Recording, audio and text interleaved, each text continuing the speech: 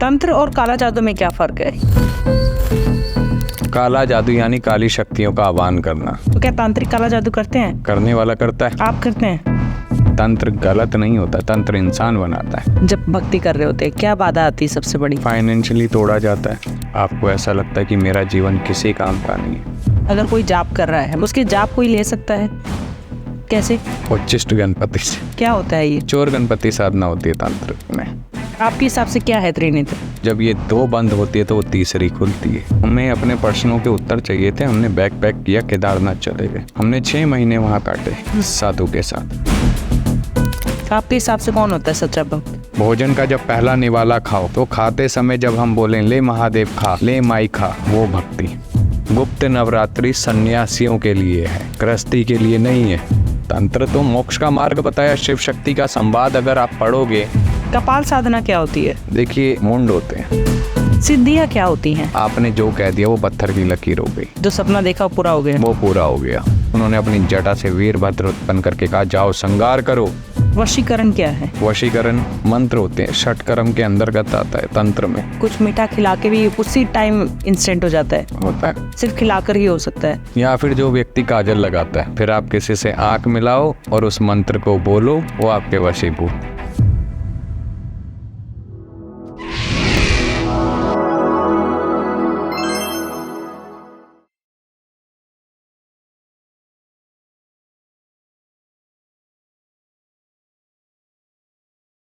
जय माता दी। जय माता दी। हर हर महादेव। जय नरसिंह देव। जय गुरुदेव।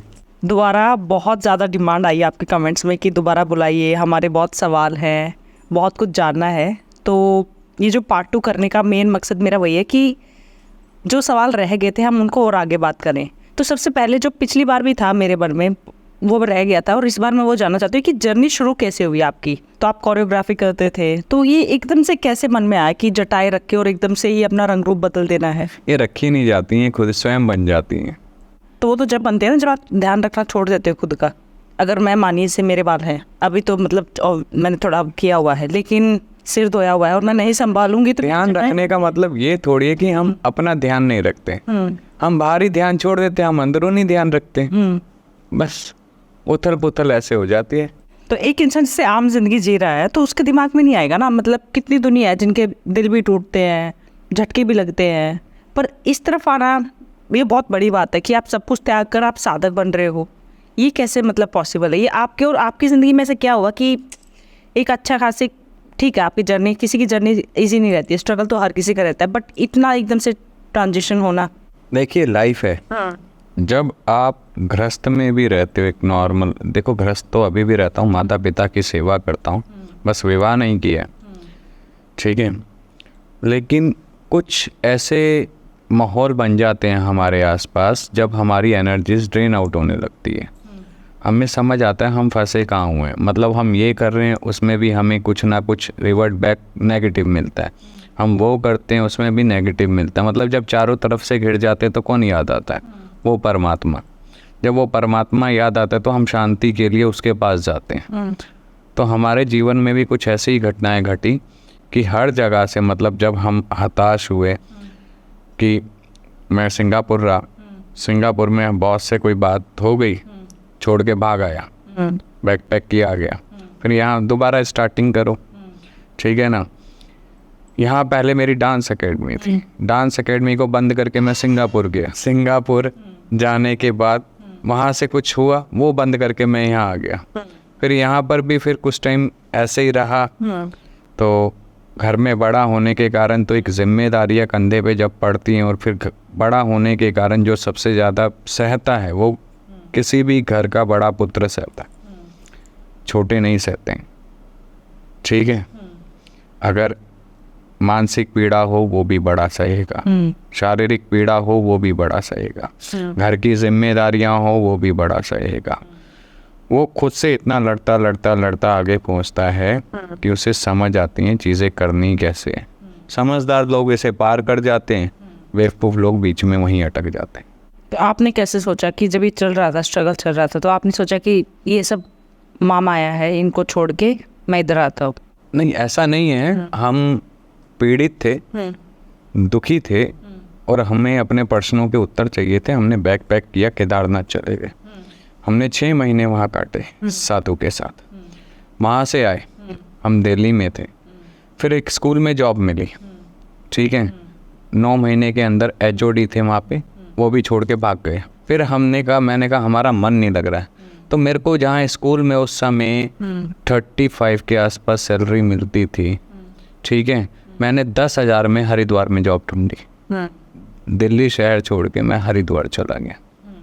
वहाँ पे जॉब करता, जो पैसे मिलते उसमें अपना खर्चा निकालता, और रात को मैं साधुओं की टोली ढूंढता।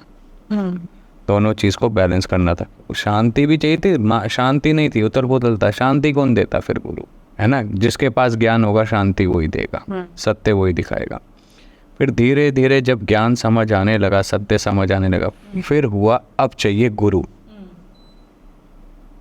इस यात्रा में, क्योंकि गुरु के बिना जीवन अधूरा है। तो हमें गुरु की प्राप्ति हुई योगी बाबा भूतनाथ जी के स्वरूप में। और हमारे नाथ संप्रदाय में उन्हें कहा जाता था एक चादर वाले बाबा। क्यों? वो झुंडी में चलते चलते जनेऊ भी बना देते थे, और उन्होंने पूरा जीवन एक चादर में काटा, ठीक है। फिर हमें और जिज्ञासा हुई। गुरुजी से हम कहते थे जब दीक्षित हुए, गृहस्थ दीक्षा हुई, कि गुरुजी साधनाएं करनी है। कह रहे गुरु मंत्र कर, रास्ते वो खोल देगा। मैंने कहा ठीक है। हम गुरु मंत्र को करते रहते, क्योंकि गुरु पे विश्वास होना चाहिए शब्दों का। अब उन्होंने मेरे को मेरा इंटरेस्ट था साधनाओं में, तंत्र मेरे को खींचता था, और गुरुजी हमारे करते थे धुने की सेवा, ठीक है। तो क्या मेरा गुरु से विश्वास टूटना चाहिए था? नहीं टूटना चाहिए था। क्यों? क्योंकि मेरा विश्वास अटल था। गुरु ने बोल दिया है ना, तो मेरे को साधनाएं होंगी और रास्ता खुलेगा, और वही हुआ। फिर हमें ज्ञान रूप में मिले डॉक्टर TN नाथ टैगोर, पशुपतिनाथ शमशान में। उनसे हमने फिर शमशान का, तंत्र का ज्ञान लिया। ये यात्रा ऐसे शुरू हो गई। लेकिन अच्छा, दोनों गुरुओं में सबसे अच्छे मेरे कर्म ये कह लो कि मुझे ऐसे गुरु मिले जिन्होंने सिर्फ सच बताया कि बेटा तंत्र गलत नहीं होता, तंत्र इंसान बनाता है। गुरु ने ये बताया जिनसे दीक्षा हुई कि बेटा गुरु परम सेवा, परम धर्म, और वो ही ज्ञान के चक्षु खोलता है। वही आपको समाज में क्या देना है गुरु ही सिखाता है। तो भक्ति क्या है आपके हिसाब से? भक्ति यानी समर्पित हो जाना, उसमें लीन हो जाना, ठीक है। वहाँ पे डाउट ना होना। भक्ति का मतलब है कि आपने ईष्ट को बोला कि मेरे को ये चाहिए, ठीक है, कहाँ से लाके देगा, किसके माध्यम से भेजेगा, वो तू जाने। अगर मैं सही के लिए कह रहा हूँ तो वो मेरी भक्ति की लाज तू रखेगा। लेकिन उसमें भक्ति में आने के लिए आपको कितनी यातनाओं से गुजरना पड़ता है वो भी तो पता हो ना। आज 2 दिया लगाते हैं, 2 मिनट बैठ जाते हैं, वो भक्ति नहीं है। भक्ति वो है जो निष्काम से की जाए, जहाँ बैठ गए तो बस उसमें लीन होने का सोचा जाए, उसके साथ जुड़ने का सोचा जाए, ठीक है। आपके श्वास के साथ उसका नाम चलता रहे, है ना, वो भक्ति है। भक्ति का मतलब ये नहीं है कि आप घंटों ही बैठ गए हो, आप कर रहे हो, नहीं, आप अपना काम भी कर रहे हो ना, लेकिन आपका मन, आपकी श्वासें आपके ईष्ट के प्रति चल रही हैं, वो भक्ति है। यहाँ आप 4 घंटे लोग बैठते हैं या हम बैठते हैं, हम माँ माँ माँ माँ कर रहे हैं और दिमाग में चल रहा है उसका ये काम आया था करना है, ये आया था, वो भक्ति नहीं है। दिमाग, दिल, श्वास में जब ईष्ट चल रहा है और हम काम कुछ भी कर रहे हैं, वहाँ जब माँ चलता है वो भक्ति है। जब आप पूर्ण रूप से आपकी अंदर की नाड़ियाँ, आपकी श्वास, आपका जीवन वहाँ समर्पित हो गया, लेकिन आप अपना साथ में कर्म कर रहे हो, जिम्मेदारियाँ तो है ना, आप उसे भी निभा रहे हो, और लेकिन दिमाग और दिल आपका माँ से जुड़ गया, महादेव से जुड़ गया, विष्णु से जुड़ गया, वो भक्ति। भोजन का जब पहला निवाला खाओ, है ना, जब खाने लगते हैं तो खाते समय जब हम बोलें ले महादेव खा, ले माई खा, तो वो भक्ति। आपके हिसाब से कौन होता है सच्चा भक्त? सच्चा झूठा कोई नहीं होता है, भाव होता है, जिसका भाव अपने ईष्ट के प्रति ज़्यादा जुड़ाव, ज़्यादा लगाव, एक पीड़ा के साथ रहना। मैंने कहा ना, पानी पी रहा है तो पहला सिप मारते हुए कहे माँ पी, वो भक्ति। हमारे अंदर ही तो है, बाहर थोड़ी है। वो भक्ति दिखाने से नहीं आती है, भक्ति जताने से नहीं आती है, वो सता जागृत होती है। और जब वो जागृत होती है वो अनंत होती है। सबसे बड़ी प्रॉब्लम क्या आती है जब भक्ति कर रहे होते हैं? क्या बाधा आती है सबसे बड़ी? फाइनेंशियली तोड़ा जाता है। जब आप फाइनेंशियली टूटते हो तब आप मेंटली टूटते हो, ठीक है। जब मेंटली टूटते हो तो आपकी एनर्जीज ड्रेन आउट होती है, नेगेटिव थॉट्स है भी होती हैं, ठीक है। आपको ऐसा लगता है कि मेरा जीवन किसी काम का नहीं है, व्यर्थ हो गया है, क्योंकि आप उसके पास जाने की सोच रहे हो जो ब्रह्मांड को पालता है, ब्रह्मांड को ऊर्जा देता है, हर कण में बसा है, हर क्षण में बसा है, चाहे वो माँ के स्वरूप में हो, चाहे वो महादेव के स्वरूप में हो, चाहे वो हरि विष्णु के स्वरूप में हो, माता लक्ष्मी के स्वरूप में हो, ब्रह्मदेव के स्वरूप में हो, है ना, वो बसा हुआ। आप उस तक जाने की सोच रहे हो, तो जिसके पास जाने की सोच रहे हो उसमें परीक्षा भी तो बड़ी होगी ना। जब हम इस मार्ग पे आए थे, आप यकीन करेंगे, हम 3 साल सिंगल पैनी के लिए तरसे, घर का बड़ा होने के कारण। तो सोचिए वो समय कैसा लगता होगा। लेकिन वो लड़ाई हमने लड़ी और जीती। अपने ईष्ट पे विश्वास था, अपने गुरु शब्दों पे विश्वास था। क्या आप भी अपनी पास्ट लाइफ जानना चाहते हैं? क्या आप भी जानना चाहते हैं कि क्या कर्म करके आए थे जिसकी वजह से ऐसी जिंदगी मिली है, अच्छी या बुरी? क्या आप भी अपने फ्यूचर को जानना चाहते हैं? आपकी लाइफ में जो भी प्रॉब्लम चल रही है, बहुत टाइम से किसी कंपेटिटिव एग्जाम की मेहनत कर रहे हैं बट उसमें सक्सेस नहीं मिल रही है, उसमें आपको जो अचीव करना चाहते हैं वो नहीं मिल रहे हैं। कोई बिजनेस आपने खोला था लेकिन वो बिजनेस वैसे का वैसा ठप हो गया है, शादी नहीं चल रही है, सोलमेट कौन है, कभी आया भी था लाइफ में या आना है? इन सारे सवालों के जवाब आपको आकाशिक रीडिंग में मिलेंगे। यस, मैं बात कर रही हूँ आकाशिक रीडिंग की। आकाशिक रीडिंग में बेसिकली होता क्या है? आकाशिक रीडिंग में आपकी सोल की जर्नी का पता चलता है, आपकी आत्मा क्या कर्म करके आई थी, जिसके बेसिस पे आपका फ्यूचर पता चलता है कि आपको क्या करना चाहिए, कौन सा बिजनेस आपके लिए सबसे बेस्ट है, कौन से बिजनेस में आपको तरक्की मिलेगी, आपका सोलमेट कौन है, कैसे पहचाने उसे, वो कैसा दिखता होगा। तो जब भी वो आपकी लाइफ में आए उसे जाने नहीं देना है, उसी से शादी करिए। किसी गलत इंसान से शादी करके जिंदगी भर मत पछताइएगा। अगर आप अपने किसी लव्ड वन से जो इस दुनिया में नहीं है, आप जानना चाहते हैं कि उनकी डेथ क्यों हुई, क्या उनकी कोई इच्छा थी, वो मुक्त हैं भी या नहीं भी, इन सारे सवालों का जवाब आपको सिर्फ और सिर्फ मेरे पास मिल सकता है। बहुत वास्ट एक्सपीरियंस के साथ मैं बात कर रही हूँ डॉक्टर ममता, जिसने आकाशिक रीडिंग को एक नई पहचान दी है, हर एक इंसान तक पहुंचाया है। तो अगर आपको भी अपना अपॉइंटमेंट चाहिए, आपको भी बुकिंग करनी है, तो आपको नीचे वेबसाइट दिख रही होगी, नंबर्स दिख रहे होंगे, आप कॉल कर सकते हैं, अपनी प्रॉब्लम बता सकते हैं। इसमें बच्चों की भी रीडिंग हो सकती है, बच्चों की भी रीडिंग की जाती है। अगर आपका बच्चे को कोई प्रॉब्लम है, ऑटिज्म से सर्वाइव कर रहा है, या क्यों है ऐसा वो बच्चा, क्या किस्मत की आपने क्या ऐसे दान पुण्य किए थे जिसकी वजह से आप इतने सौभाग्यवती हैं, जो भी आपके सवाल हैं वो उन सब सवालों के जवाब आपको आकाशिक रीडिंग में मिलेंगे। जय माता दी। तो जैसे जब हम दर्शन कर रहे होते हैं या भक्ति कर रहे होते हैं, पूजा कर रहे होते हैं, तो कई बार आंखों से आंसू आ जाते हैं, तो ये उस इष्ट की ऊर्जा है या खुद का शुद्धिकरण हो रहा होता है? खुद का शुद्धिकरण हो रहा होता है, आपको सत्य समझ आ रहा होता है अंदर से। फिर वो आत्मा उस कष्ट को सहते हुए अश्कों के रूप में, तत्व है, जल तत्व है, जल देव है, जल माता है। अगर वेदों के हिसाब से देखोगे, जल का भी माता स्वरूप माना गया है, ठीक है, वो बह के बाहर आते हैं। और त्रिनेत्र क्या है? जैसे हम माँ काली के त्रिनेत्र हम देखते हैं, महाकाल के, शिव जी के हम त्रिनेत्र देखते हैं, तो त्रिनेत्र ये रियल है या एक हमें मतलब जैसे हम देखते आ रहे हैं, असलियत में तो किसी ने मुझे पता नहीं देखे हैं कि नहीं है, पर आपके हिसाब से क्या है त्रिनेत्र? आपका सवाल का जवाब तो आप ही के अंदर है और आपके पास भी है। कैसे? साधना करती हो, माँ की सेवा करती हो, अनुभव खुली आंखों से लिए, बंद आंखों से। जब बंद से लिए तो वो किसने दिखाए? वो त्रिनेत्र ने दिखाए। जब हम अपनी ये जो जीवन में भगवान ने 2 आंखें दी हैं, तीसरी को अदृश्य किया हुआ है, तो जब ये 2 बंद होती है तो वो तीसरी खुलती है। क्या सबकी खुलती है? सबकी खुलती है। खोलने की चाह होनी चाहिए। कैसे?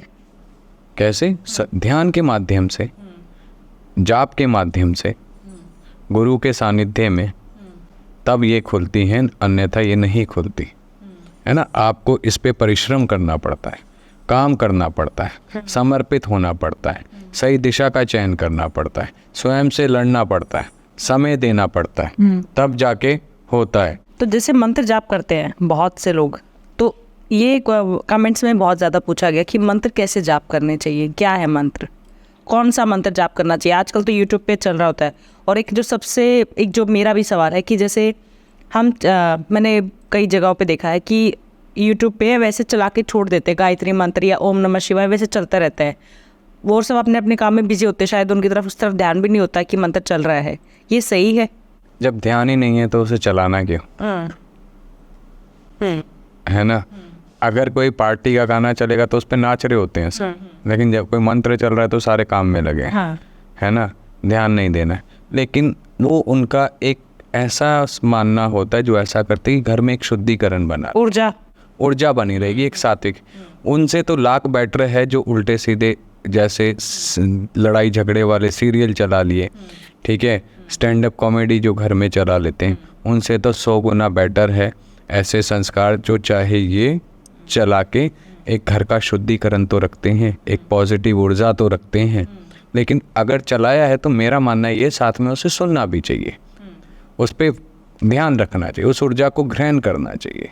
कैसे करनी चाहिए? अगर वो तो ये हो गया, लेकिन अगर कोई मंत्र जाप शुरू करना चाहता है तो कैसे करना चाहिए? मंत्र जाप शुरू करने से पहले एक अच्छी गुरु का चयन करना चाहिए। अगर वो तंत्र साधना हो, अगर किसी को गुरु ही नहीं मिल रहा है, गुरु नहीं मिल रहा है, तो फिर वो ये समझे कि उसे कौन सा किसकी तरफ अट्रैक्शन है। जैसे अगर मानिए किसी को गुरु नहीं मिल रहा है और कोई अपने इष्ट को ही कह रहा है कि तुम ही मेरे गुरु हो, तुम ही हो सब कुछ। लेकिन कहीं ना कहीं एक बार क्या होता है कि जब हम आगे बढ़ते हैं, आपने गुरु बनाया इष्ट को, ठीक है, आप एक स्टेप ऊपर चढ़े, आप दूसरा स्टेप ऊपर चढ़े, आप तीसरा स्टेप ऊपर चढ़े, चौथा भी चढ़ गए क्योंकि आपने इष्ट को गुरु बना रखा है। लेकिन जब पांचवा आएगा, जब इष्ट ही खड़ा हो जाएगा और इष्ट ही जवाब नहीं देगा, उसका उत्तर कहाँ से ढूंढोगे? क्यों नहीं जवाब देगा इष्ट? क्योंकि इष्ट को अब चाहिए कि आगे का ज्ञान गुरु देगा। बिल्कुल होता है। अगर ऐसा नहीं होता, भगवान श्री रामचंद्र जी जो स्वयं में हरि नारायण है, उन्हें गुरु बनाने की आवश्यकता क्या थी? स्वयं बाल स्वरूप योगी गुरु गोरक्षनाथ जी जो शिव के बाल स्वरूप है, उन्हें दादा गुरु मच्छिंद्र नाथ को गुरु धारण करने की क्या आवश्यकता थी? जिन्होंने योग हट दिया, संसार को ज्ञान दिया, है ना, अलख जगाया, ठीक है, और 12.5 भेग में नाथ संप्रदाय ने संपूर्ण संसार को सही मार्ग दिखाया, ठीक है, तो वो गुरु परंपरा से ही संभव हुआ ना, नहीं तो कहाँ से होता। ओके, तो गुरु आपको एक स्टेप पे चाहिए ही चाहिए, एक स्टेप पे चाहिए ही चाहिए। आप कहीं फंस गए हैं, कहीं अटक गए हैं, इसका उदाहरण मैं आपको थोड़ा सा और क्लियर करके समझा देता हूँ। जब बच्चा पैदा होता है तो वो सिर्फ पालने में पैर मारता रहता है, हाथ मारता रहता है। थोड़ा बड़ा होता है वो घुटने पे चलने लगता है हाथ के सहारे से। जब थोड़ा खड़ा होता है फिर गिर जाता है पैरों पे, फिर खड़ा होता है फिर गिर जाता है, फिर खड़ा होगा 2 कदम चलेगा गिर जाएगा। फिर क्या करता है, माँ या पिता उसका हाथ पकड़ के उसे चलना सिखाते हैं, उसे सपोर्ट देते हैं ताकि उसके पैर मजबूत हो सके, है ना, वो खड़ा हो सके। तो वो काम किसने किया? माता पिता ने गुरु रूप में किया। जैसे इसमें आपने कहा कि सबसे पहले गुरु चाहिए अगर आप मंत्र शुरू कर रहे हैं, तो फिर अगर गुरु नहीं है, आपने जैसे ईष्ट को माना, आपने किसी को माना, तो उनसे निवेदन करिए कि जो मेरे लिए सही गुरु हैं, जो सत्य के गुरु हैं, आप उनसे मुझे जोड़े, मेरी चेतना को उनसे जोड़े, मेरे को किसी और से ना जोड़े, तब तक मैं आपको ही गुरु बनाऊंगी। तो वो अपना पल्ला छुड़ाने के लिए वो आपको शरीरधारी गुरु दिला देगा। ये अपने अनुभव से बता रहा हूँ मैं। हम जब इस क्षेत्र में आए, हमारे पास गुरु नहीं थे, तो हमने परम गुरु माना शिव को। जब शिव को गुरु माना तो हमें किसी ने टोक दिया कि बेटा ऐसे गुरु बनाएगा तो ये नहीं बनेंगे गुरु। इन्हें बोल कि जब तक मेरे को शरीरधारी गुरु नहीं मिलते तब तक आप गुरु बन के रहोगे। तो महादेव ने जो मैं 4 साल से गुरु ढूंढ रहा था वो 4 महीने में सामने खड़े करवा दिए। मैं मंत्र पर आते हैं वापस, तो अब क्या कैसे शुरू करना चाहिए? ये मंत्र ना एक बीज है, एक ऊर्जा है, एक शक्ति है, ठीक है ना। तो आप कौन से मंत्र का चयन करते हो पहले ये जानना बहुत ज़रूरी है ना। आप तांत्रिक मंत्र कर रहे हो, आप वैदिक मंत्र कर रहे हो, आप शाबर मंत्र कर रहे हो, बीज मंत्र कर रहे हो, आप टामर मंत्र कर रहे हो, आप शक्ति मंत्र कर रहे हो, आप देव मंत्र कर रहे हो, आप प्रेत मंत्र कर रहे हो, आप मंत्र कौन सा कर रहे हो? एक आम इंसान जो एक जर्नी शुरू करना चाह रहा है और वो सिर्फ ये चाह रहा है कि धीरे धीरे आगे बढ़ूं, बट स्टार्टिंग कहाँ से करूं? स्टार्टिंग उसे महादेव हो या विष्णु भगवान हो या शक्ति हो, उनके सहस्त्र नामों से उसको स्टार्टिंग करनी चाहिए। ये मंत्र से ज़्यादा पर्सन ज़्यादा जल्दी सहस्त्र नामों का स्तोत्र का पाठ करना चाहिए, जैसे ओम नमः शिवाय, ओम महेश्वराय, ओम वीरभद्राय, ओम नागेंद्रहाराय, ओम सर्पधराय, ओम जटाधराय, ओम गंगाधराय, ओम नीलकंठाय, ओम कैलाशपतय। इन नामों का देखिए, सबसे पहले मंत्र जब हम जाप करते हैं, मंत्र का उच्चारण अच्छा होना चाहिए, उसका शुद्धिकरण होना चाहिए, ठीक है ना। तो अगर कोई इसमें आना चाहता है तो सबसे बेसिक है, उसे का खा गा का पाठ जरूर करना चाहिए। सबसे बेसिक मतलब होती है ना प्री नर्सरी की क्लास, तो का खा गा का पाठ उसे करना चाहिए। जब उसका का खा गा का स्वर्ण का, ठीक है, शुद्धिकरण हो जाएगा शब्दों का, तो मंत्र का उच्चारण स्वयं अच्छा हो जाएगा। और क्या रूल्स फॉलो करने चाहिए जब मंत्र जाप करता है? ठीक है, मंत्र जाप करने के बाद उसे उस मंत्र की ऊर्जा को समाने के लिए आधा घंटा ध्यान करना चाहिए, ध्यान लगाना चाहिए, ध्यान में बैठना चाहिए और उस मंत्र को अंदर ही अंदर रमाना चाहिए श्वासों के साथ।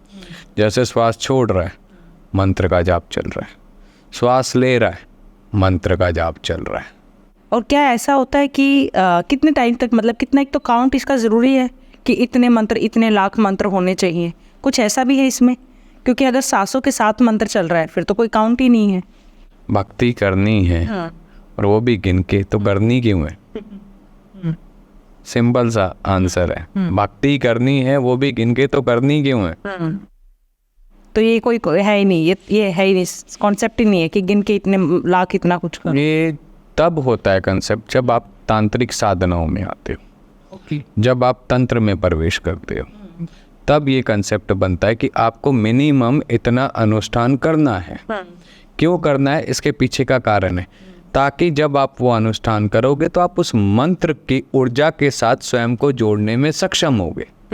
मंत्र जागृत नहीं होगा, सिद्धि नहीं मिलेगी, ठीक है, लेकिन एक ऊर्जा का कनेक्शन हो जाएगा। तो मंत्रों को एक्टिव कैसे करना चाहिए? जैसे मंत्र कहते हैं ना कि मंत्र आप जाप कर रहे हो तो कुछ एक्टिव भी करना होता है कि जिससे उनकी ऊर्जा आपको मिलने लग जाए। मंत्र देखो स्वयं में एक्टिव भी हैं और डीएक्टिव भी हैं। अब ये कैसे समझ आएगा? अब जो हम लोग हैं, हम कुछ कर रहे हैं, जब तक हम अपना भाव, अपना समय, अपनी ऊर्जा उसके साथ नहीं जोड़ेंगे, वो एक्टिव कैसे होगा? तो डीएक्टिव रहा ना। पहले खुद को एक्टिव करना ज़रूरी है, फिर मंत्र एक्टिवेट। खुद को कैसे? ध्यान के माध्यम से ऊर्जा को जगाना। आप ध्यान बोल रहे हो बार बार, ध्यान का मतलब कैसे है? देखिए, आप ध्यान का अर्थ पहले समझो। ध्यान क्या है? ध्यान एक कमरे में बंद होके इन मुद्राओं में बैठना, आंख बंद कर लेना, दैट इज नॉट अ ध्यान, दैट इज अ रिलैक्सेशन। जो आप कोशिश करते हो अपनी ब्रीथिंग को नॉर्मल करने की, स्ट्रेस को आउट करने की। ध्यान का अर्थ होता है 3 स्तंभ मुख्य, जैसे त्रिकोण होता है ना, वैसे 3 स्तंभ होते हैं। पहला ध्यान, दूसरा धारणा, ध्यान यानी धारणा, और तीसरा समाधि। त्रिकोण बन गया। अब ध्यान, किसका ध्यान कर रहे हो? पहला पॉइंट। दूसरा, जिसका ध्यान कर रहे हो उसे धारण करना है, दूसरा पॉइंट। जब उसे धारण करना है उसी में विलीन होना है, यानी समाधि लगाना है, तीसरा पॉइंट। वो है ध्यान। और फिर मंत्र, फिर मंत्र, फिर वो मंत्र काम करेगा, फिर वो मंत्र आपसे जुड़ेगा। ऐसे नहीं होता है, कई तरीके और भी हैं। तांत्रिक वे से जाओगे तो मंत्रों को आसन देने की तरीका बताया गया है, मंत्र को एक्टिवेट करने का मंत्र बताया गया है, ठीक है। वो मैं पॉडकास्ट पे नहीं बोल सकता, मेरे भी कुछ नियम है, ठीक है। उस पर कैसे मंत्र को आसन दिया जाता है, फिर उसमें पंचामृत बनाया जाता है, पंचामृत बनाने के बाद फिर उस पर वो मंत्र बोलते हुए छिड़का जाता है मंत्र के ऊपर, फिर उस मंत्र की माला की जाती है एक स्टार्टिंग में, फिर आप जो मंत्र जाप कर रहे हैं उसकी 11, 21, 31 जितनी माला करते हो फिर वो माला की जाती है। फिर उसके बाद आखिरी में एक और माला की जाती है जिसे संपुट लगाना कहते हैं। मतलब उस मंत्र के साथ जैसे हम एक्टिवेट कर रहे हैं उस मंत्र को, और उस मंत्र के आगे और पीछे बीच में मुख्य मंत्र को रख के बांध दिया जाता है। जैसे आपने बोला कि पहले तो नाम मंत्र आप कर सकते हो, उसके बाद मतलब नाम मंत्र किया, फिर आप बीज मंत्र। नहीं, फिर आप जो जिस देवी का कर रहे हो, आप जिसका अनुष्ठान कर रहे हो, जिसका मंत्र करना चाहते हो उसका मंत्र बीच में रखो। फिर दोबारा से जो आपने पहला एक्टिवेट वाला मंत्र किया पीछे भी उसे लगाओ एक माला करके। ओके, जैसे संपुट लगाना कहते हैं। ओके। तो जैसे मानिए कि कोई ओम नमः शिवाय जाप कर रहा है, उसने कुछ जाप कर लिया है, अब उसको आगे बढ़ना है, फिर उसको आगे बढ़ना है। उसको आगे कैसे बढ़ना है, पहले तो ये देखे कि वो मंत्र जो कर रहा है वो मंत्र उसके साथ जुड़ा है या नहीं जुड़ा है ना। उस मंत्र अगर जुड़ा है तो वो अनुभव करवाएगा, नहीं जुड़ा है तो वो अनुभव नहीं करवाएगा। पहले इसका ज्ञान तो वो ले। कोई भी अगर कोई मंत्र करता है, मंत्र का जाप करता है, ठीक है, एक नियम से बैठे, नियम से बैठने के बाद अपना आसन को उसे रेगुलर दोहराए है, उस मंत्र से क्या अनुभव हो रहा है, क्या वो पा रहा है, ठीक है, तो समझे कि वो मंत्र काम कर रहा है। ठीक है, अगर उसे अनुभव नहीं हो रहा है तो वो मंत्र उसके लिए बना ही नहीं। क्यों? इसका मुख्य कारण है हमारे शरीर में है 5 तत्व, ठीक है, जल, अग्नि, वायु, आकाश, पृथ्वी, ठीक है, 5 हैं। अब जल का दुश्मन कौन है? अग्नि। हाँ। और अग्नि का दुश्मन कौन है? जल, हवा, दोनों। ठीक है ना। तो ये आपस में भी मतलब एक दूसरे के, जहाँ जल होगा वहाँ अग्नि नहीं जलेगी, ठीक है, जहाँ तेज हवा होगी वहाँ भी अग्नि बुझ जाती है ना। वायु के साथ जल चलता है, लेकिन चार हैं, जैसे पृथ्वी भी, ठीक है, सबके साथ है। आकाश सबका मित्र है, आकाश तत्व है वो सबका मित्र है। हमारे तंत्र में जो बताया गया है, गुरु का जो ज्ञान है, ठीक है। कई बार क्या होता है कि हमारे किसी का अग्नि तत्व ज़्यादा है, किसी का जल तत्व ज़्यादा है। कैसे पता चलता है? ये तो गुरु बताएगा। फिर ये तो बहुत, क्या देखकर पता चल जाता है? कि देख के भी पता चल जाता है, और कुछ जो अच्छे जानकार होंगे, ठीक है, जो नाड़ी देखना जानते हैं, वो बता देंगे, ठीक है। तो जिसका जो तत्व जागृत है, फॉर उदाहरण मेरा अग्नि तत्व ज़्यादा है, ठीक है, और मैं जल तत्व का मंत्र कर रहा हूँ, वो अनुभव कभी नहीं देगा। कैसे पता चला आपको कि आपका अग्नि तत्व ज़्यादा है? क्योंकि अनुभव नहीं हुआ। ठीक है, अग्नि तत्व ज़्यादा है तो वो आपको बॉडी में हीट करा के रखता है ना। जल तत्व ज़्यादा है तो आपको शांत रखेगा, गुस्सा नहीं आने देगा। लेकिन अगर आपने दोनों को बैलेंस कर रखा है, ठीक है, दोनों को समांतर कर रखा है, आप फटोगे, लेकिन तब फटोगे जब एक समय मौका आएगा, वैसे नहीं फटोगे, ठीक है ना। साल भी निकल जाएंगे, 2 साल भी निकल जाएंगे, लेकिन वो एक ही दिन होगा, वो 2 साल की बराबरी करेगा। बात को समझ रहे हो? तो ये चीज़ें समझना, ये चीज़ों को जानना बहुत ज़रूरी है। और क्या ये सच है कि जैसे कोई गुरु मंत्र देता है, तो अगर आप मंत्र चैंटिंग कर रहे हो तो उस मंत्र का जाप जो है 50% उस गुरु को मिल रहा होता है, ऐसा होता है? नहीं। ओके। और क्या उसका 10% गुरु को जरूर जाता है। कितना? 10%। 10% गुरु को जाता है। मानिए से किसी ने गुरु धारण किए हुए हैं, कोई दिक्कत आने वाली होती है या बार बार कोई दिक्कत आ रही है, तो क्या गुरु को पता चल जाता है? गुरु को पता चल जाता है। गुरु इतना ज़रूर कह देगा, बेटा ये साधना कर ले। इस बहाने से बता देगा, वो ये नहीं कहेगा तेरे पे दिक्कत आएगी। क्यों? वो डराना नहीं चाहता है। या फिर वो पता क्या कहेगा, बेटा थोड़ा संभल के चलिए, समय थोड़ा सा खराब है, और वो आपका स्पेसिफिक नाम नहीं लेगा, कहेगा आसपास समय खराब चल रहा है, थोड़ा देख के चलना, ठीक है। या फिर वो आपको कहेगा ये उपाय कर लियो, जाके खुद ही बताएगा जाके ये कर ले। या फिर आपकी शक्ल देखेगा, जैसे गुरु से वीडियो कॉल पे बात होती है, या और शक्ल देखेगा, जाके नज़र उतार लियो। और क्या ये पॉसिबल है कि अगर कोई जाप कर रहा है, मंत्र जाप कर रहा है, उसके जाप कोई ले सकता है? कैसे? उच्चिष्ट गणपति से। कैसे? उच्चिष्ट गणपति क्या होता है ये? चोर गणपति साधना होती है तंत्र। कैसे ले सकते हैं किसी का जाप? देखिए, कुछ वामाचार के अंदर भी ये चीज़ें आती हैं, ठीक है। वामाचार यानी लेफ्ट हैंड पाथ, तो ये चीज़ें होती हैं, ठीक है। इस साधना का हमारे तंत्र शास्त्र में व्याख्यान भी है, ये मैं अपने से नहीं कह रहा हूँ, ठीक है ना। लेकिन ये ऐसे नहीं करना चाहिए, ये गलत है। अगर कोई कर लेता है तो इसके ज्ञान की कीज उसके पास चली जाती हैं, उसने कैसे किया, क्या विधि, वो खींच लेता है।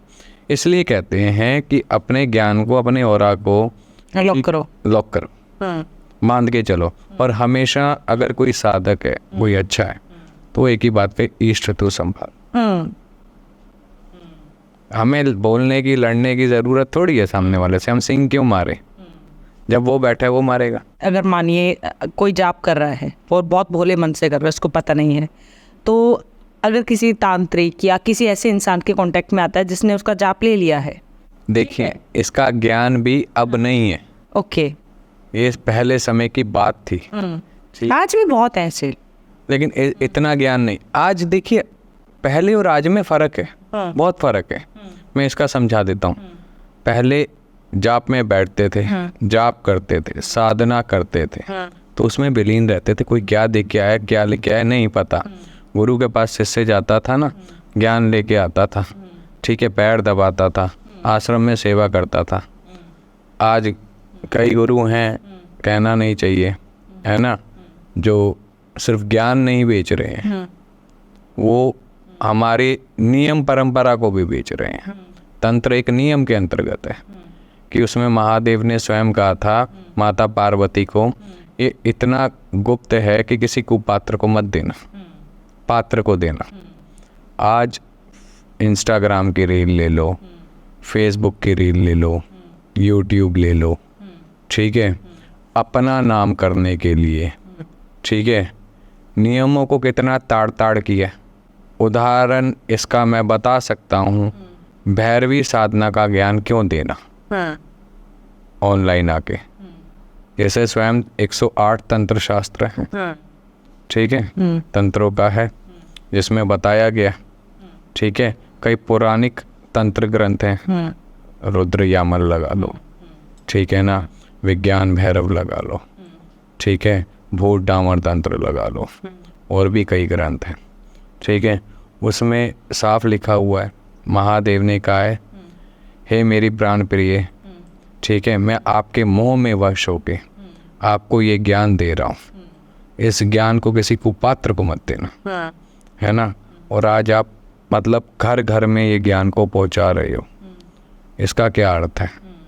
तो आप उस ज्ञान को संभालने लायक नहीं हुए, तो आपके पास सिर्फ वही है जो आपने, ठीक है, अपने लोभ में कमाया, वो भी कब तक रहेगा। आज एक छोटी सी बात समझाइएगा मेरे को, गुप्त नवरात्रि इसका क्या अर्थ है? जो कि गुप्त रहे, जो गुप्त है ना। और आज पॉडकास्ट पे आके गुप्त नवरात्रि पे आप ये कर लीजिए, गुप्त नवरात्रि पे आप ये कर लीजिए, आपका ये रास्ता। गुप्त नवरात्रि सन्यासियों के लिए है, साधुओं के लिए है, साधक के लिए है, गृहस्थी के लिए नहीं है। तो क्या गृहस्थ इंसान गुप्त नवरात्रि नहीं कर सकता? गुप्त नवरात्रि में तांत्रिक साधनाएं होती थी, इसलिए 4 भागों में नवरात्रों को बांटा गया, ठीक है। 2 बड़े नवरात्र, 2 गुप्त नवरात्र बांटा गया। 2 पूरे संसार को पता होता है, दिवाली वाले नवरात्रि, फरवरी वाले नवरात्रि, है ना, चैत्र के, सबको पता होता है कि माँ आ रही है, सजाओ घर को।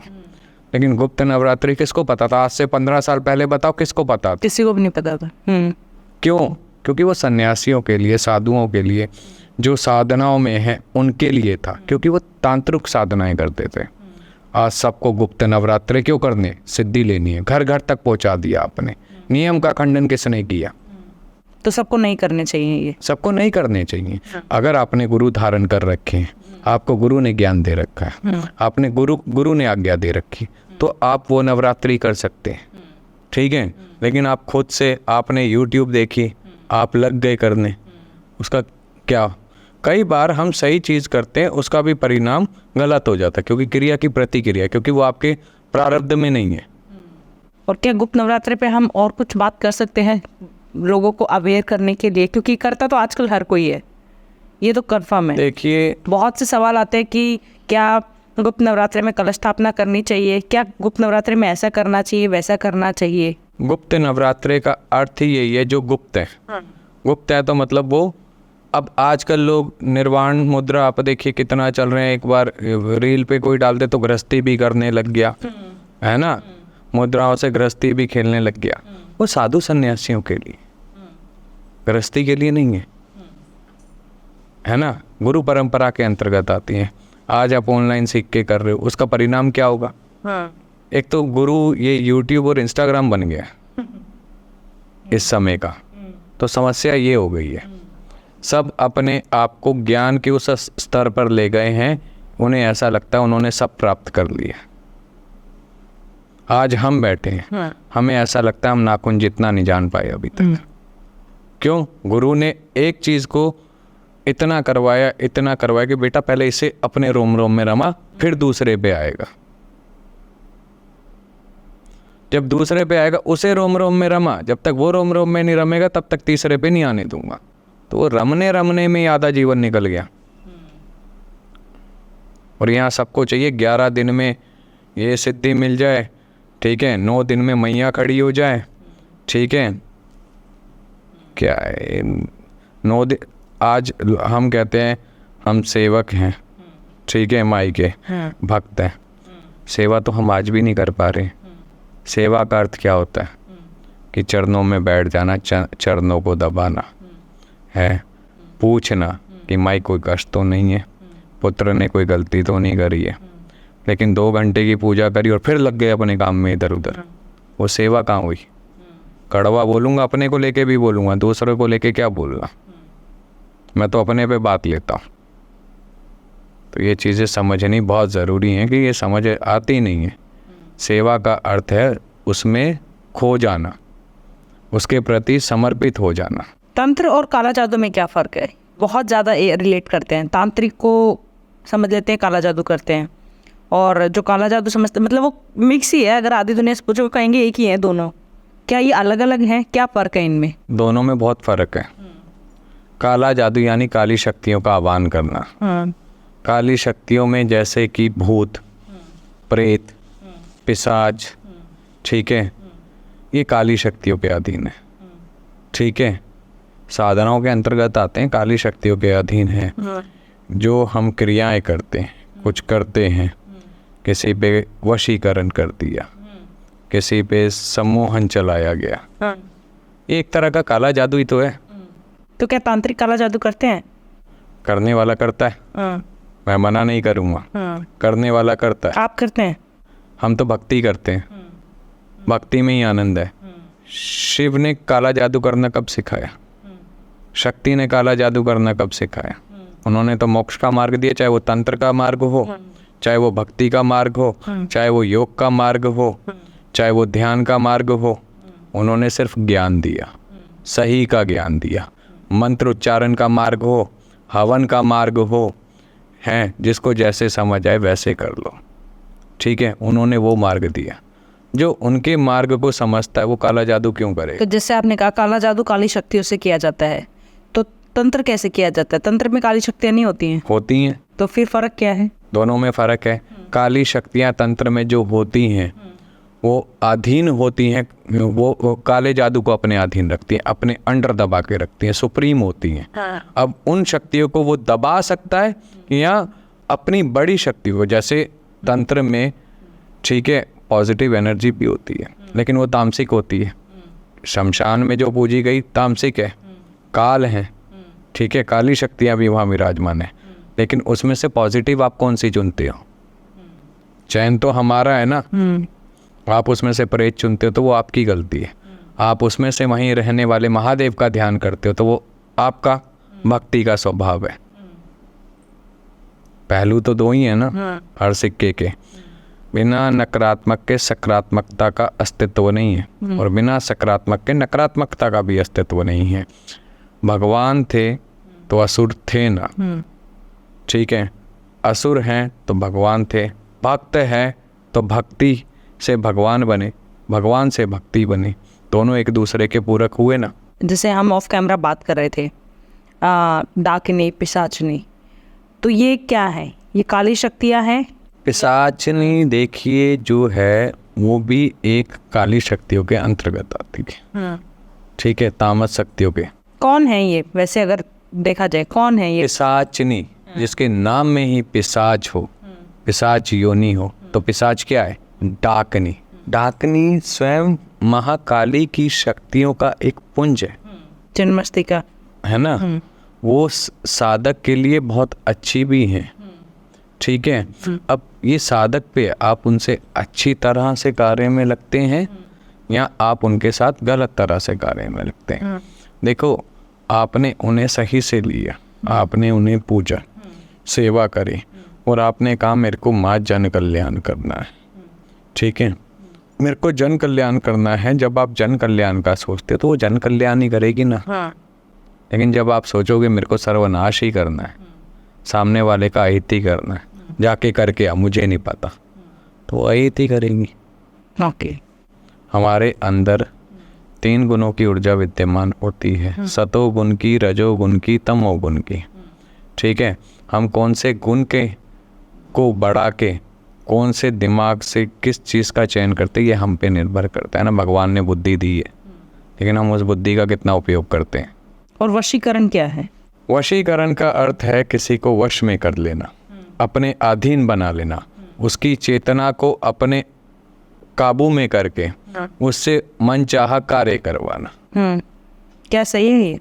क्यों सही है? पर करते हैं? बहुत करते हैं करने वाले। कैसे होता है?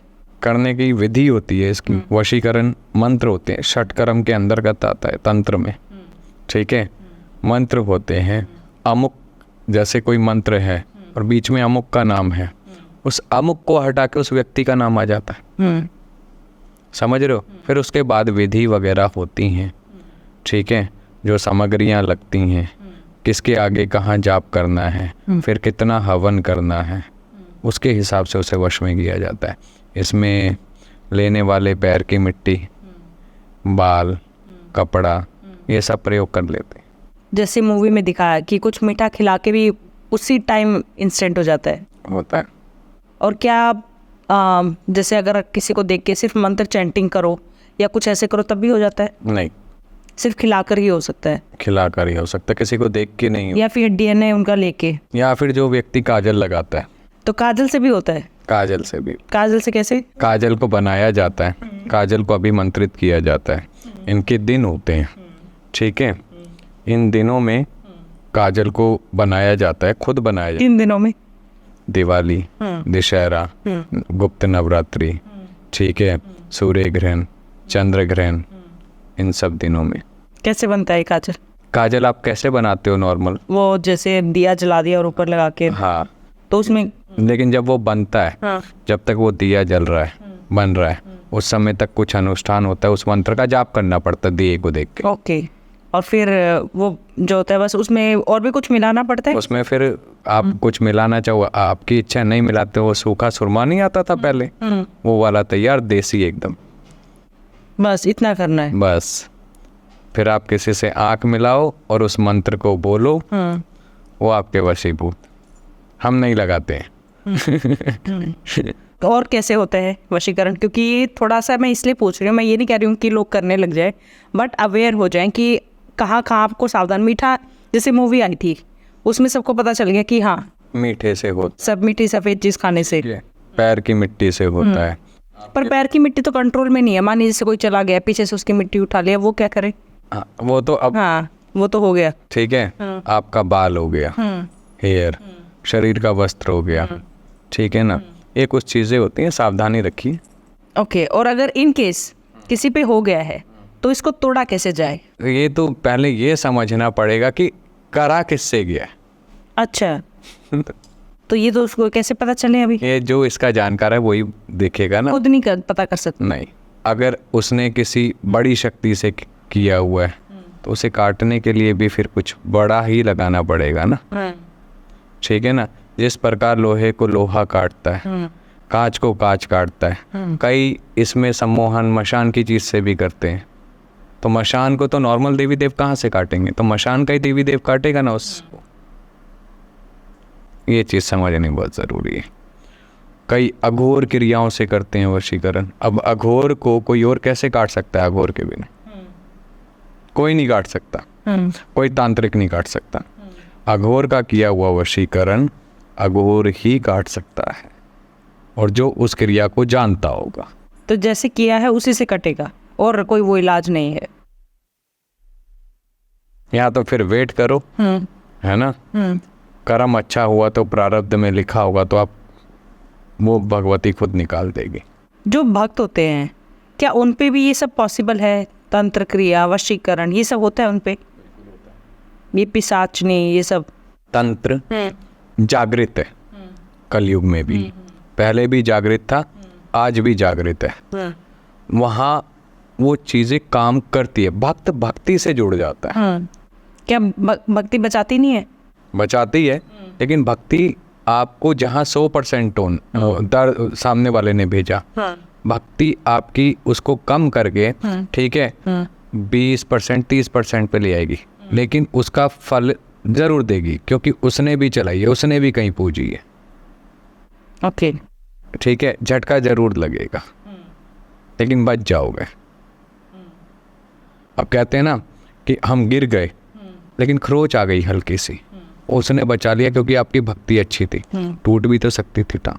समझ गए बात को? तो अगर भक्ति कर रहे हो तो सिर्फ उतना नहीं है, आपको और भी प्रोटेक्शन की ज़रूरत है। बिल्कुल है। अगर आप इन सब में, इन जैसे लोगों में, औरा में आप रहते हो तो बिल्कुल है। अगर आपको इन साधनाओं से दूर रहना है, आपको साधकों से, तांत्रिकों से, भक्तों से, जो भक्तावल होते हैं, जो चौकी दरबार रहते हैं, इनसे दूर रहना है, तो आपको कोई ज़रूरत नहीं है। जितना आप देखो, एक चीज़ और समझना, जितना हम सर्कल के बीच में रहते हैं उतनी हमें समस्याएं होती हैं, उतने हमारे वो ईर्ष्या करने वाले या ना करने वाले बनते हैं। लेकिन जब आपके आसपास ही नहीं कोई रहेगा, आप अपने में ही मस्त हैं, तो किसी को क्या मतलब है? अगर किसी को फिर कोई मतलब भी होगा तो फिर वो उसका नुकसान ही होगा, उसका अच्छा नहीं होगा, क्योंकि वहाँ पे आपका कोई मतलब नहीं था, आपका कोई लेना देना नहीं था, आप अपने इष्ट में रमे हुए थे। तो फिर वो खुद खड़े हो जाते हैं। इसका उदाहरण दे सकता हूँ, मैं समझा सकता हूँ। कैसे? नरसिंह देव, प्रहलाद बालकाय ने सिर्फ भक्ति से भगवान हरि विष्णु को नरसिंह स्वरूप में पृथ्वी पर आने पे विवश कर दिया। और जिसे ना भगवान मार सकता था, ना स्त्री मार सकती थी, ना कोई अस्त्र मार सकता था, ना कोई पक्षी मार सकता था, ना सुबह मार सकते थे, ना रात्रि में मार सकते थे, जिसे ये वरदान प्राप्त था हिरण्यकश्यप, उसे भगवान विष्णु ने नरसिंह स्वरूप में अपनी जांघों में रखे नखास्त्र से मारा। किसके कहने पे? प्रहलाद बालकाय। तो भक्त को भी उतर, क्योंकि उसे किसी से मतलब नहीं था, वो श्री हरि की भक्ति में लीन था। हर समय मैंने कहा ना, भक्ति इतनी जब रम जाती है ना, वो श्वासों में चलने लगती है, तो वो ईष्ट आके संभाल लेता है फिर। तो उसकी भक्ति इतनी सच्ची थी, इतनी प्रबल थी कि वो हरि बोल, हरि विष्णु ही भगवान है, विष्णु ही सब है, विष्णु ही संसार है, विष्णु ही पालन करता है, विष्णु ही मारन करता है, विष्णु ही बचाव करता है। उसकी भक्ति में ये था। तो अगर आपकी भक्ति सच्ची है तो ये कुछ काम नहीं करेंगे, उसे खुद आना पड़ेगा। और अगर भक्ति में है 1-2% भी कमी है, तो वो असर करेगी, वो चीज़ असर करेगी। जैसे आप ऑफ कैमरा बता रहे थे कि तंत्र का भी उल्लंघन होता है। कैसे होता है तंत्र का उल्लंघन? तंत्र का उल्लंघन ये होता है, जैसे मैंने बताया, कुपात्र के हाथ में दे दिया, ठीक है, आपने तंत्र के नियम को काट दिया, आपने तंत्र को कुछ पैसों के लिए दूसरों के घरों पे चलाया। तंत्र तो मोक्ष का मार्ग बताया, शिव शक्ति का संवाद अगर आप पढ़ोगे माता पिता का, ठीक है, तो वो तो मुक्ति का मार्ग बताया गया है। चाहे वो वामाचार बताया हो, चाहे वो दक्षिणाचार बताया हो, ठीक है, क्योंकि मुख्य तो दो हुए, फिर उसके आधार पे और शाखाएं बनती चली गई, ठीक है। भक्तावल की दुनिया ही, चौकी दरबार लगने लग गए, ठीक है। तो ये आपका भक्ति का आधार। तंत्र का भी ये नियम है कि आप तंत्र को अपने लिए प्रयोग कर रहे हो या दूसरों के लिए कर रहे हो। मैं अपने लिए करता हूँ, मैं अपनी साधनाएं, अपनी प्रैक्टिस अपने लिए और अपने शिष्यों को ज्ञान देने के लिए करता हूँ। मैं किसी पे चलाने के लिए या करने के लिए, मेरे पास मैसेज आते हैं, मेरी गर्लफ्रेंड भाग गई है, मेरा बॉयफ्रेंड भाग गया है, ठीक है, तो मेरे पास दो ही उत्तर है इसके, गर्लफ्रेंड भाग गई है या बॉयफ्रेंड तकलीफ़ दे रहा है या गर्लफ्रेंड तकलीफ़ दे रही है या छोड़ के चला गया है। तकलीफ़ दे रहा है तो या तो छोड़ दो या उसे उसी स्वरूप में एक्सेप्ट कर लो, दैट्स इट। वो आपकी नियति, आप चयन करो। अगर कोई भाग के गया है, छोड़ के गया है, तो दूसरा ढूंढो। पहले भी मैंने ये बात बोली थी, आज भी आपके पॉडकास्ट से बोल रहा हूँ, ये अपना मार्ग नहीं है, षट कर्म के अंतर्गत आता है, 6 कर्मों में आता है। ये हमारा मार्ग नहीं है। हमारा मार्ग है स्वयं को अपने इष्ट में विलीन करना। हमें उम्र बड़ी नहीं चाहिए, लेकिन जो चाहिए अपने इष्ट के लिए, अपनी साधनाओं के लिए चाहिए। कपाल साधना क्या होती है?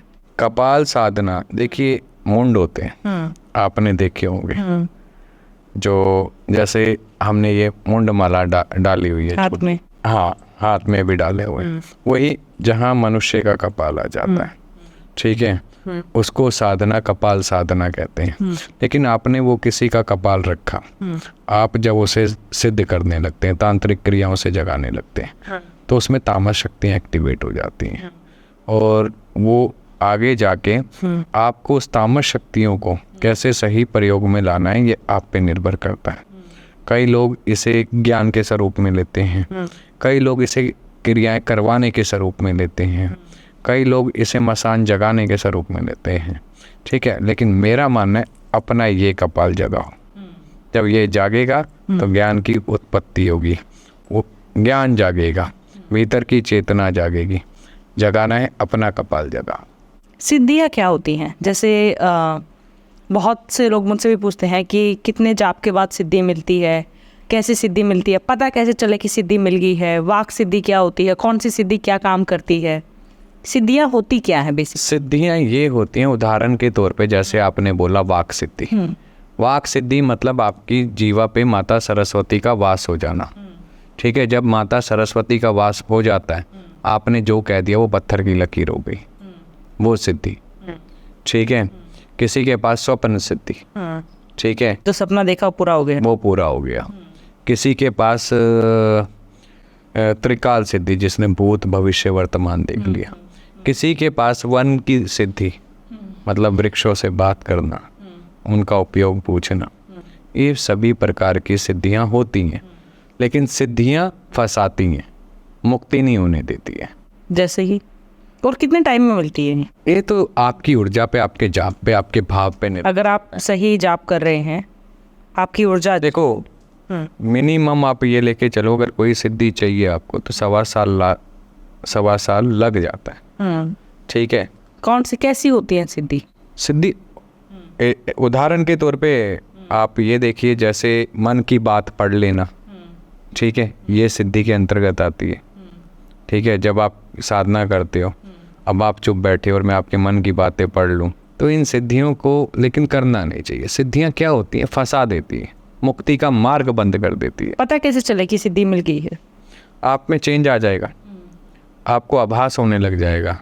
आप किसी को कुछ बोल दिया गलती से, वो होने लग जाएगा, अगर वाक सिद्धि है तो, ठीक है। आप किसी, बट क्या फील होती है, दिखती है? दिखेंगे नहीं, वो आपकी अंतर चेतना को जागृत कर देगी। हमारे अंतर मन को, हमारी अंतर चेतना को जागृत करती है। वो हमारे अंदर जो छुपी हुई सिद्धि, वो स्वतः जागृत हो जाती है, ठीक है। आप जैसे कईयों को देख के आप उसका पूरा बता दोगे, ये हुआ था क्या, अंदर से आवाज़ आ जाएगी, कुछ भूल गए थे क्या, कुछ करने वाले थे क्या, घर में ये बीमार चल रहा है क्या, ये भी सिद्धि होती है। और ये क्या आप जैसे बता रहे थे कि मुक्त नहीं होने देती है? मुक्ति नहीं होती। क्यों? उदाहरण के तौर पे आप सिद्ध हो गए, ठीक है, आप सिद्ध हो गए, आपने लोगों को बताना शुरू किया, आपने उनके काम करने शुरू किए और लोगों के काम बनने लग गए, लोगों का अटूट विश्वास आप पे हो गया। तो जब आप जाओगे, या मैं जाऊंगा, संसार छोड़ेंगे, तो भगवान के रूप में हमें पूजने लग जाएंगे लोग, और हमारा बंधन कर देंगे जब हमारे आगे दिए लगेंगे, हमें बुलाया जाएगा बार बार, तो हमारा मुक्ति का रास्ता रुक गया ना। जहाँ हमें अपने इष्ट में लीन होना था, वहाँ वो हमें बोल रहे हैं हमारा ये काम करो, हम ये तकलीफ में, हम उनके काम के लिए सुन रहे हैं वहाँ बैठ के। तो जैसे आपने कहा कि आपको अगर सिद्धि मिल गई तो लोग आपको बांधने लग जाते हैं, दिया लगाने लग जाते हैं और आपको जाने नहीं देते क्योंकि आपने उनके काम किए हैं। लेकिन अगर आपको उस एंगल से नहीं देख रहे हैं, लोग दिया नहीं लगा रहे, पूज नहीं रहे हैं, फिर तो जा सकते हैं। फिर तो बेशक आपके पास कितनी भी सिद्धियाँ हैं। ऐसा हुआ है आज तक? क्यों? आप उठा के देख लो इतिहास, किसी ने भी किसी के लिए कुछ किया है ना, तो वो बंदा ही है। पूछते हैं लोग उन्हें, बिल्कुल आज क्यों नहीं पूछते हैं? ठीक है, आज कई भक्तों ने जो दरबार लगाते हैं, अपने पितरों को ही बांध के काम करवाते हैं। कहना नहीं चाहिए। सिद्धि पाना भी गलत है। और अगर सिद्धि मिल गई है किसी को तो क्या करे? उसकी कोई इंटेंशन नहीं थी, कोई नहीं चाह रहे थे और मिल गई है तो उसे रखे संभाल के, चौकी दरबार ना लगाए। देखिए कई बार क्या होता है, एक बहुत छोटी सी बात को समझना, ठीक है, सबसे बड़े कौन? त्रिदेव त्रिशक्ति हैं।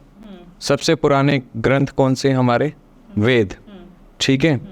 सबसे पुराने वेद, जहाँ से ज्ञान मिला, जहाँ से ब्रह्मदेव ने, महादेव ने ज्ञान की प्राप्ति करवाई हम लोगों को, आम मनुष्य तक आए वेद, ठीक है ना।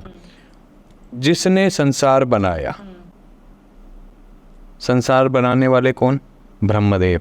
पालन करता कौन? विष्णु, ठीक है। वे संहार करता कौन? शिव। आज हम संसार में हर एक दुखी है। जिसने संसार बनाया, क्या वो दुख को यूं करके हर नहीं सकता? चुटकी बजाते ही सारे दुख पूरे संसार से खत्म। लेकिन दुख क्यों आए? वो उनके कर्म प्रारब्ध है। और किसी के कर्म प्रारब्ध काटना भी, आप प्रकृति के नियम में हस्तक्षेप कर रहे हो।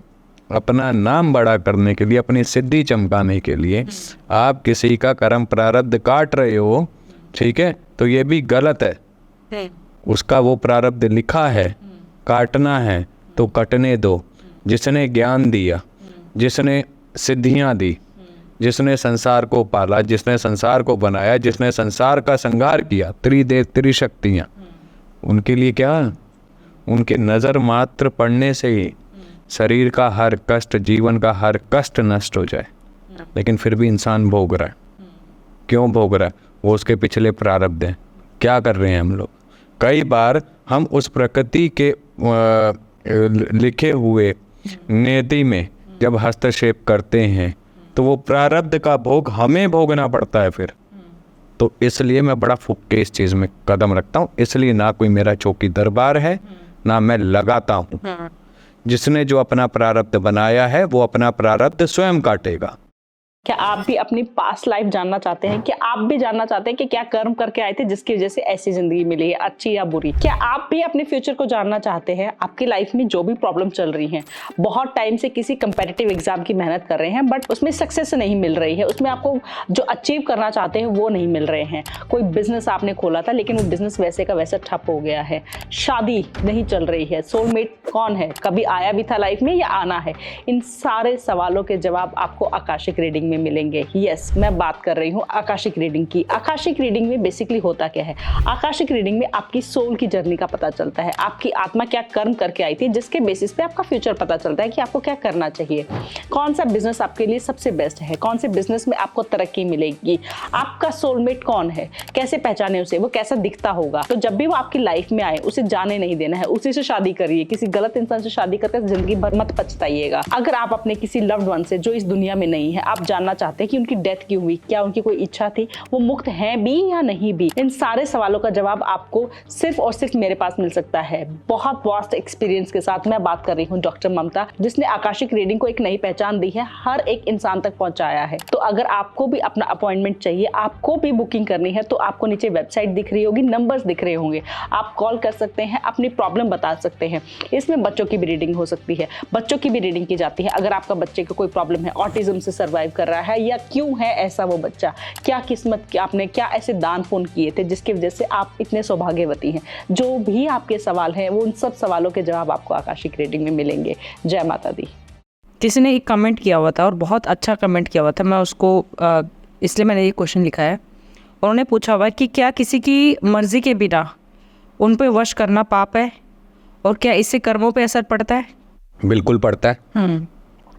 देखिए सिंपल सी बात समझिए, किसी को वश में करना ही क्यों, किसी की मर्जी के बिना, और किसी रिश्ते में भी रहना ही क्यों। देखिए आज दो लोग एक दूसरे को जानते हैं, मैं बहुत क्लियर तरीके से समझा देता हूँ आपको। दो लोग आपस में जानते हैं, लेकिन अगर उनकी आपस में नहीं बन रही है, अगर वो सहमति से अलग होना चाहते हैं तो बहुत अच्छी बात है, ज़बरदस्ती वो रिश्ता रखा भी नहीं जाता है। अगर ज़बरदस्ती रख रहे हो, आप ज़बरदस्ती चला रहे हो, तो वो भी पाप है, क्योंकि आप नकारात्मक ऊर्जा के साथ रोज उस चीज़ को झेल रहे हो, चला रहे हो, समझ गए? तो वो कर्म प्रारब्ध में आपके बंधता है। क्या कर्म और किस्मत अलग चीज़ है? कर्म से किस्मत बनती है। किस्मत कुछ नहीं है। कर्म सबसे बड़ा। कर्म ही आपको देव बनाता है, कर्म ही आपको असुर बनाता है, कर्म ही आपकी किस्मत बनाता है। और पिछले जन्म में जैसे मानिए कोई बहुत बुरे कर्म करके आया है और कोई बच्चा फिजिकली हैंडीकैप्ड है या कोई भी इशू है, कोई भी प्रॉब्लम है उसको, तो पिछले जन्म का करके आया है, लेकिन क्या इस जन्म के जो कर्म है क्या वो कुछ हो सकता है उसका ठीक होने के चांसेस? बिल्कुल। देखिए जब वो इस जन्म में नाम सिमरन करेगा, जप करेगा, वो अपने आने वाला ठीक है कर्म को और स्ट्रॉन्ग करेगा। उसके फलस्वरूप जैसे आपने बोला कि वो पिछला प्रारब्ध लेके आए, तो आने वाली यात्रा का प्रारब्ध वो तैयार कर लेगा। और दूसरी चीज़, सबसे इम्पॉर्टेंट चीज़, आज एक चीज़ को समझना होगा कि हमें अगर कुछ करना है, हमें आगे बढ़ना है, हमें सच जानना है, हमें अपना आत्म मंथन करना बहुत ज़रूरी है। हम लोग अपने लिए समय नहीं निकालते। हम 10 जगह समय निकाल के दे देंगे, जब तक अपने लिए समय नहीं निकालेंगे हम सच से अनभिज्ञ रहेंगे। क्योंकि शांति से ही चीज़ें प्राप्त होती हैं, शांति से ही आपकी सोच सकारात्मक होती है, शांति से ही आपको ज्ञान समझ आता है। क्या घर में शिवलिंग स्थापित कर सकते हैं? बिल्कुल कर सकते हैं, लेकिन अंगूठे जितना, इससे ऊपर नहीं। इससे बड़ा क्यों? बड़ा नहीं रखा जाता है। बड़ा मंदिरों के लिए है, विकराल है, ठीक है ना, ये इतना रख सकते हैं आप। क्या एक ही घर में महादेव और महाकाली दोनों की पूजा हो सकती है? बिल्कुल हो सकती है। तो दोनों ही रुद्र रूप नहीं हो गए? हो गए, लेकिन महाकाल और महाकाली घर में देखिए अगर सौम्य रूप रखें तो ज़्यादा है। बहुत से लोग आते हैं मेरे पास जो कहते हैं कि हमें महाकाली दिखती है, ये है वो है। मैम उनको घर में रख लें क्या, पूजा कर ले क्या? महाकाली तो सबसे दूर कर देती हैं। क्या है सच्चाई, क्या है इसमें? ये सत्य है, ठीक है, कुछ चीज़ों में, लेकिन महाकाली का सौम्य रूप जो भक्ति का रूप है, मैंने पहले भी बताया था, जो भक्त और भगवान के बीच के, माँ और पुत्र के बीच के जो स्वरूप है, वो कलकत्ता की दक्षिणेश्वर काली, उस स्वरूप को आप घर में रखें। छोटी मूर्ति रखे, बड़ी नहीं रखनी चाहिए विग्रह की। 4 भुजाओं वाली रखनी चाहिए, 10 भुजाओं या 16 भुजाओं वाली नहीं रखनी चाहिए। वो उग्र रूप है, ठीक है, वो तंत्र पूजाओं में अधिकतर पूजी जाती हैं, गृहस्थ पूजाओं में नहीं। तो जितनी उग्र मूर्ति रखोगे उतना तांडव ज़्यादा होगा। तांडव जैसे बोले तो उनकी ऊर्जा का वेग आप संभाल नहीं पाओगे, तो क्रिया की प्रतिक्रिया हो जाएगी। मतलब मैं समझी। सेवा ज़्यादा मांगती हैं वो। अच्छा, समझे आप, सेवा ज़्यादा मांगती हैं। और कहीं ना कहीं जो उग्र चीज़ें होती हैं वो मोस्टली तामसिक प्रवृत्ति पे भी चलती हैं। तो आप छोटी मूर्ति रख सकते हैं 4 भुजाओं वाली। हाँ, उसमें कोई दिक्कत नहीं है। कोई- कुछ नियम है? नियम ये है, सुबह शाम की जोत ज़रूर लगानी है, सेवा करनी है उनकी, है ना, और अपना जैसे हो गया स्नान आदि इत्यादि वो भी करवाना है ना, घी की जोत लगानी है। और ज़्यादा कुछ नहीं कर सकते गृहस्थी, तो सिर्फ सहस्त्र नाम का माई का जाप करें, बहुत है। देखो जितना ज़्यादा आप सोचोगे, जितना ज़्यादा आप बंधोगे पूजा विधियों में, उतना उलझ जाओगे। क्योंकि आपके पास गुरु का मार्गदर्शन नहीं है। तो और भक्ति में अगर गलती हो जाए तो कहते हैं माँ काली की उसमें गलती हो जाए तो फिर माँ नाराज होती हैं? भक्ति में गलती कभी नहीं होती है, ये मिथ। क्योंकि भक्ति में तो जो होता है वो भक्ति में ही होता है। पागल भी इंसान भक्ति में ही होता है, प्रेम को भी इंसान को भक्ति में ही होता है, गुस्सा भी आता है ना अपने इस पे, वो भक्ति में ही आता है। और माँ काली तक कैसे, जैसे माँ दुर्गा की पूजा जो करते हैं वही माँ काली की तरफ जाते हैं, जैसे आपकी भी जर्नी आप बता रहे हो, क्या ऐसी ही थी? ऐसा नहीं होता है, हर एक का ईष्ट ना, देखिए आज मेरे में इतना सामर्थ्य नहीं है कि मैं अपने ईष्ट को चुन सकता, ठीक है, या मैं अपने गुरु को चुन सकता कि मेरे लिए ये योग्य गुरु है। गुरु और ईष्ट आराध्य वो अपने सेवक खुद चुनते हैं, वो हम नहीं चुनते। ना हमारे में सामर्थ्य है, ना कभी होगा, हमेशा याद रखना। हम इतने ज्ञानी नहीं है, हमें इतनी दिव्य दृष्टि नहीं है, ठीक है, कि हम अपने इष्ट को या अपने गुरु को चुन सकें। वो तो उनकी लीलाएं होती हैं कि अपना सेवक कैसे चुन के लाते हैं। किस समय पूजा करनी चाहिए? गृहस्थी को सुबह नहा धो के हम, ठीक है, 5 बजे से लेके, अगर वो जल्दी सुबह नहीं उठ सकता 3:30 बजे के आसपास, तो 5 बजे से लेके 9-10 बजे तक कर लेनी चाहिए, ठीक है। और रात्रि में जब सूर्य अस्त हो रहा हो उस समय शाम को संध्या की पूजा आरती कर लेनी चाहिए। क्या ऐसा है कि अमावस्या पे माँ काली की या महाकाल की पूजा ज़्यादा महत्व देती है? विशेष होती है। कैसे? क्योंकि वो फुल मून है, तांत्रिक रात है, उसका बहुत बड़ा महत्व बताया गया है हमारे शास्त्रों में, ठीक है। उस समय चंद्रदेव पूर्ण चरम पे होते हैं अपने, ठीक है, इसलिए काली शक्तियों की रात होती है अमावस्या। अगर किस घर में कोई नेगेटिव एनर्जी है, उस घर में महादेव या महाकाली का कौन सा मंत्र जाप करना चाहिए और कैसे क्या करना चाहिए? महाकाली के स्तोत्र का जाप करना चाहिए अगर नेगेटिव एनर्जी है, ठीक है। और महादेव का रुद्र अभिषेक करवाने चाहिए, ठीक है। सहस्त्र नाम देवी के और महादेव के जपने चाहिए, ठीक है। और साथ में हो सके बजरंग बाण या काल भैरव स्तोत्रम अष्टकम, इनका पाठ होना चाहिए। शिव जी के जो 5 मुख है, क्या रहस्य है उनके? अलग अलग मुख अलग अलग चीजें दर्शाता है। दक्षिण मुख अघोर दर्शाता है ना, वामदेव, ठीक है ना। एक चीज समझिएगा, 5 मुख, 5 तत्व, पंच रूप, दिशाएं, क्रोध, सौम्यता, भोलापन, सब उसी के अंतर्गत आता है। लेकिन इसे समझना जानना बहुत ज़रूरी है। शिव का अघोर रूप या रुद्र रूप मनुष्य को घर में जो गृहस्थी है नहीं करना चाहिए। अघोर यानी जो शमशान में विराजमान है, भूतनाथ, भूतों के भी तो नाथपति हैं, तो इस चीज़ का ध्यान रखना चाहिए उन्हें। उनका महादेव स्वरूप है, जो शंकर स्वरूप है, पिनांग स्वरूप है, भोलेनाथ स्वरूप है। इन स्वरूपों को, सांब सदाशिव स्वरूप है, इन स्वरूपों को ध्यान करना चाहिए, पूजा करना चाहिए। उग्र रूप को नहीं करना चाहिए। उग्र में तो वो तांडव ही करते हैं, लेकिन वो बहुत भोले हैं। उनका उग्र रूप भी एक बेलपत्र से शांत हो जाता है, लेकिन शांत करने का तरीका होना चाहिए। जैसे आपने नाथ कहा, आपने जैसे अपने रुद्रनाथ, ये नाथ का क्या मतलब है? क्यों लगाते हैं नाथ? मैंने और भी मैं बहुतों को जानती हूँ जो कि नाम के आगे नाथ लगाते हैं।